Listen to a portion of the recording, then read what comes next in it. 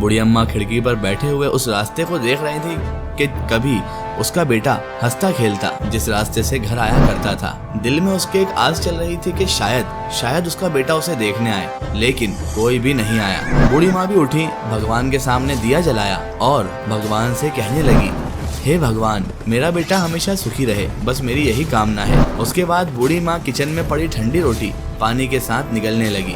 बेटा और बहू अपने कामों में व्यस्त थे। शायद ये दोनों भूल गए थे कि घर में माँ भी रहती है। कुछ साल पहले यही घर हंसी खुशी से गूंजता था, लेकिन अब सन्नाटा छाया हुआ था। जब से बेटे ने कहा था कि माँ आप अकेले रहना सीख लीजिए, हम लोग बहुत व्यस्त रहते हैं, तब से मानो उस माँ की दुनिया ही वीरान हो गई। हर त्योहार पर माँ खुद ही दिया जलाती, खुद ही मिठाई खरीदती और भगवान से कहा करती थी, बेटा बहू हमेशा खुश रहें, यही मेरे लिए बहुत है भगवान। एक रात अचानक माँ की तबीयत बिगड़ गई। उसने बेटे को फोन किया तो बेटा दूसरी तरफ से बोला, माँ मैं अभी मीटिंग में हूँ, आप मुझे बार बार फोन करके परेशान मत कीजिए, मैं बाद में बात करता हूँ। माँ ने शॉल लपेटा और खुद ही दर्द सहती रही। उसके आंसू गिरते रहे, लेकिन उसने किसी को भी नहीं पुकारा। सुबह दूध वाला आया तो उसने देखा खिड़की पर माँ शाल में लिपटी हुई आंखें बंद किए बैठी थी, मानो अब भी बेटे का उन्हें इंतजार हो। लेकिन उसकी माँ अब हमेशा के लिए जा चुकी थी। दोस्तों, इंसान माँ बाप को बुढ़ापे में बेसहारा आखिर क्यों करता है? जब बचपन में यही तुम्हारा सहारा थे तो बुढ़ापे में इनको अकेला क्यों छोड़ देते हैं? आप कमेंट में बताएं।